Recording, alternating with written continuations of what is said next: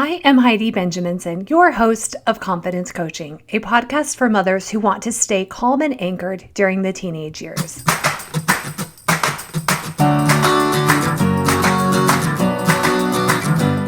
Life isn't a spectator sport.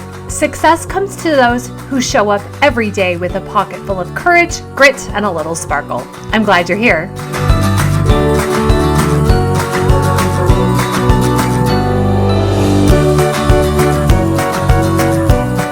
Hello. Welcome to episode 167, Confident Body Language. Welcome to all of my listeners, family, friends. Thank you to everyone who shares the podcast. Really, I appreciate it so much. If you have a moment and you haven't yet, would you put a 5-star rating on iTunes? It helps the podcast grow and reach more people. And I appreciate all of those. I know many of you have already left reviews. There's actually a link directly to leave the review in the show notes. I hope that you're enjoying fall wherever you are. I do love the change of seasons. Change is so good for our minds, y'all, for our nervous systems. It shows us that we are adaptable. Our minds also pick up new details about life and the world when we have variation. I wear different colors. My brain is stimulated in different ways. Anything helping us see differences and gain a new perspective expands our ability to be a supportive human to others. Several months ago, my son and I were helping some people. He was here with us, home from college, but a new home. He didn't know anyone that we were helping, and as people arrived, I introduced him to people, and he stuck out his hand to greet them. He had a big smile on his face, a firm and welcoming handshake. He looked them in the eye. He said his name, and he asked theirs. His body turned slightly to face each person. His shoulders were back. I could see micro expressions of others that I picked up on, that they were impressed with his subtle and quiet confidence. I was proud of who he is and that he can present himself this way to the world. I use the phrase, quote, showing up a lot on the podcast. I say how we show up in the world matters. How we show up sends messages, send vibes to other people. Our vibe attracts our tribe. Today, I want to go over the fine, small details of body language, which make up a lot of how we, quote, show up to others. Now, just like in the situation that I told about my son, an important reason we do this is to project assurance, calm, and confidence to other people. Other people's nervous systems are subconsciously reading the cues our body language and our nervous system sends to them. With equal, if not more importance, today I want to share with you about one of our internal nervous system senses, proprioception, and how our body language sends messages to our nervous system and our brain. Proprioception is a fancy, sciencey word for the fact that our nervous system is constantly scanning for the position of our body. Our organs are sending messages for how they are in relation to each other and the orientation of the body relative to gravity. And it sends messages of safety or danger, of calm or anxiety to our brain. So the way my son was positioning his body when he met new people, smiling, hand extended, all of this was sending messages to his body to create the energy of confidence, calm, and openness. Y'all, we can act our way into a new way of thinking.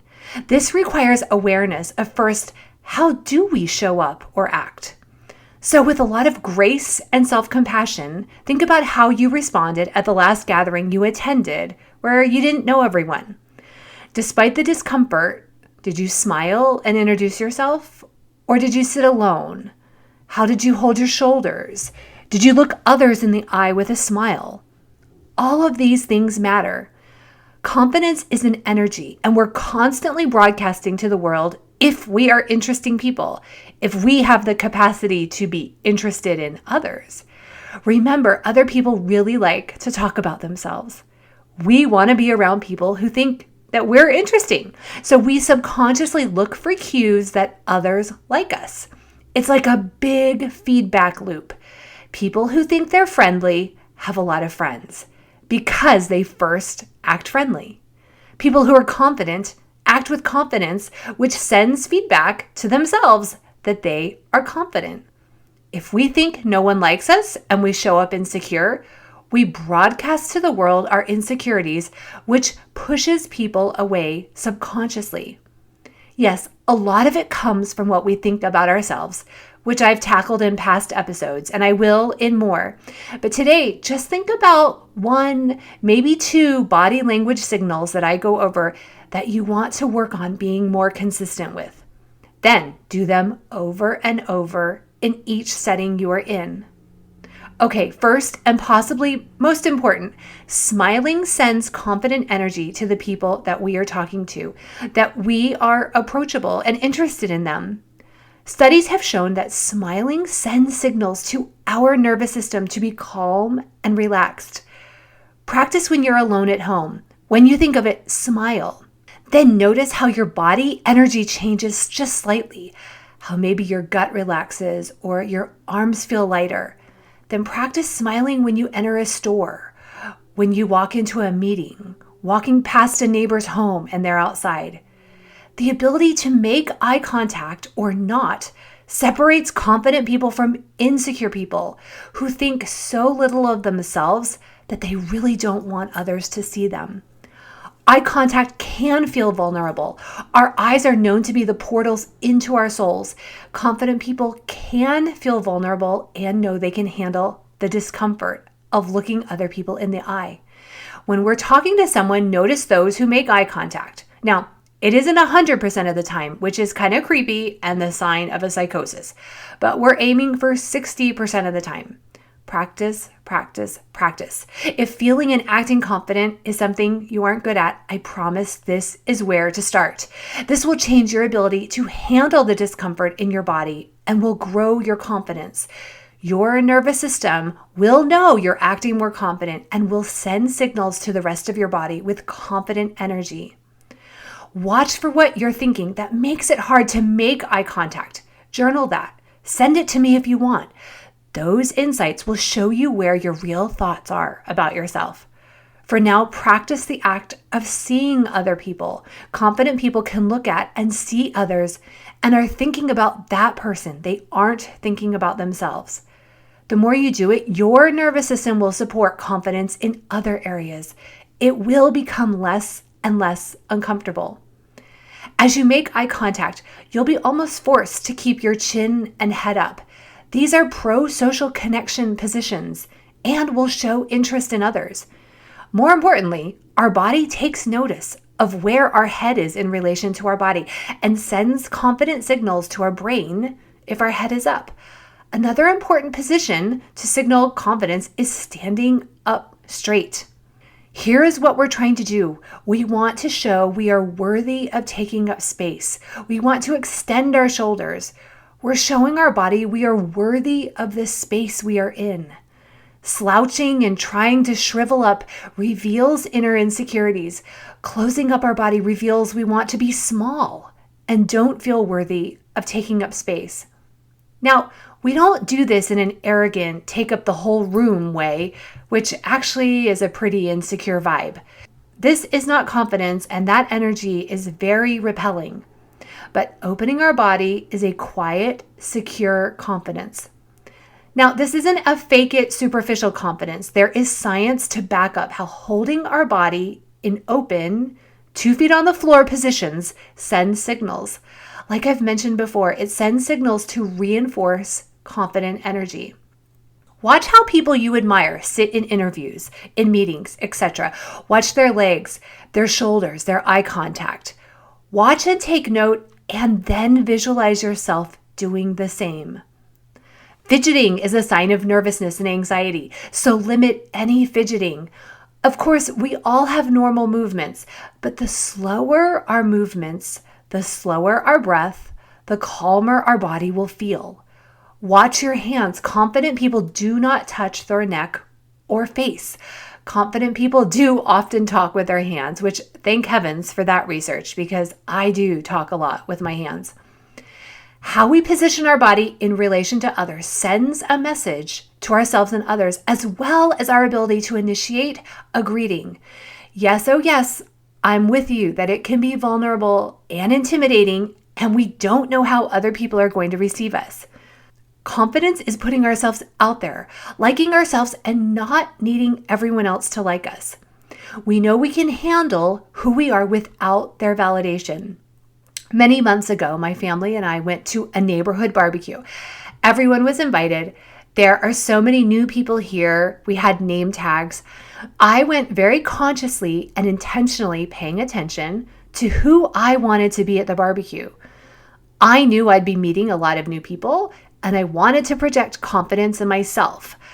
I knew I'd feel more confident if I carried my body with confidence. I was aware of how I positioned my body if I was talking to someone. I tried to make open space if someone wanted to join me talking to another person. I went up to people and introduced myself. I didn't wait for people to come to me. I didn't stand back or put myself outside the groups talking. Now, I wasn't overly assertive, but I know I'm a good neighbor. I'm friendly. I was focused on learning about the people there, finding common ground, and being kind. My body reflected I'm someone who likes myself and I'm interested in others. We came away knowing so many more people. One Saturday, this is many years ago, I was at my son's soccer game, as I had been with the same parents on the same sidelines for so many years. But on this Saturday, I was sick. I was very low energy. I wasn't sick enough to have to stay home, but I sat off by myself away from my friends. My positioning was antisocial and unfriendly. After the game, as we were leaving, I mentioned to a few of them as I caught up with them quickly that I was under the weather and I sat away of the rest of them because I didn't really want to share the virus I had. I told them this because I was aware of the signal my positioning of my body was sending to them. I was wanting, actually, at that time, to be closed off on purpose. Again, it's awareness and being intentional of the signals that we send to our own body, as well as the brains of others. Our nervous systems are always projecting to others, and others are always picking up on our cues nonstop. Notice how other people hold their body, the energy they broadcast. Now, don't notice to then judge them or think poorly of them. Just notice with awareness of how you can change. Be aware of the messages you want to reinforce to yourself. A couple years ago, my daughter was on the high school tennis team, and a close friend of mine was the assistant coach. My friend messaged me after practice one day to tell me she noticed how every single day my daughter made a point to find the coach, look him in the eye, and say thank you. It made an impression on my friend of how confident and polite she is. Our kids will act this way possibly if they see us acting this way. I don't remember teaching my son how to greet people or my daughter how to say thank you. I might have. But it's what they've seen me do that has taught them a lot of their lessons. I don't love the quote, fake it until you make it, but there is something to acting confident and letting our brain catch up with us. The more we act a certain way, the more evidence our body and brain receive that we are that way. In this case, confident, interested in others, calm, assured. Watch the mannerisms of people you sense are broadcasting their confidence, people you want to be like. Notice the small things and pick up, again, one or two mannerisms to copy. Send me updates on how this goes. Allow the discomfort as your comfort zone grows and your confidence grows. If we have to choose the discomfort of growth or the discomfort of stagnation, I hope we all choose growth. That's it for this week. If you would like information about my Stay in Your Lane program, sign up for a consult at HeidiBenjaminsen.com or DM me on social media. A confident mother is the greatest gift to her family, not a perfect mother. Our families want us to feel confident, anchored, and calm. I can help you uncover this version of yourself. Have a great week.